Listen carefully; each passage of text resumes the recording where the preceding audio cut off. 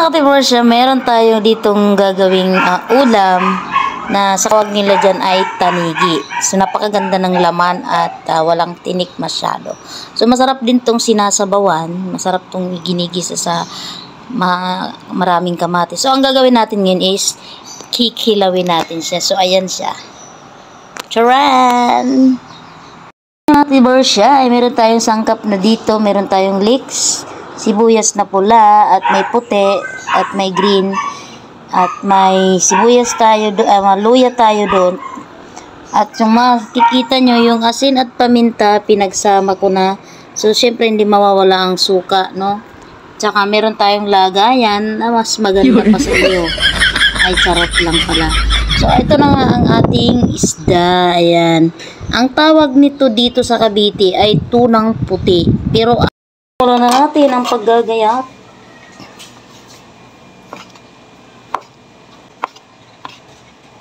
Masarap to mga idol.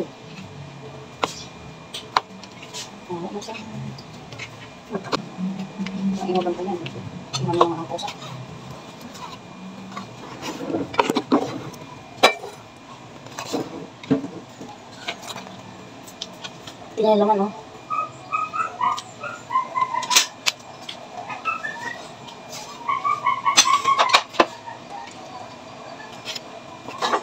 Mataba.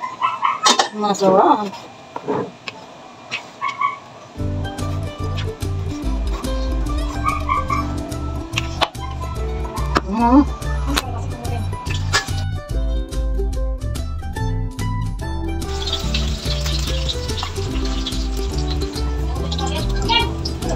Suka. Dapat muna natin siya para maluto siya. Sarap yan, sarap.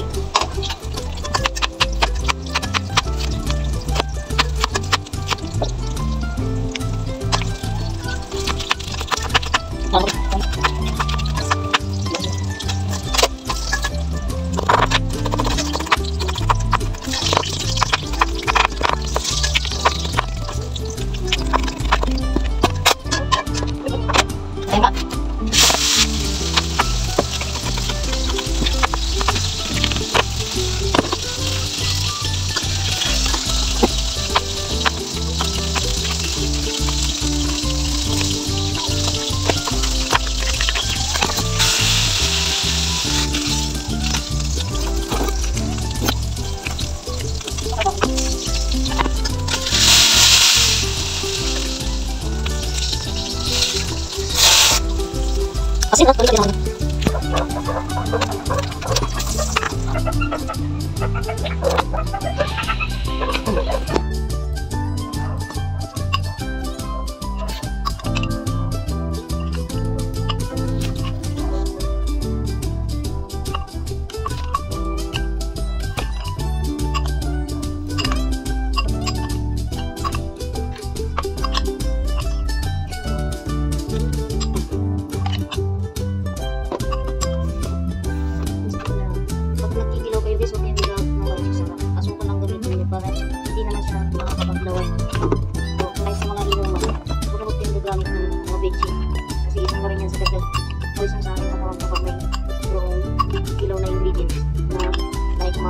Or bitchin, gamit ko sa kapatid.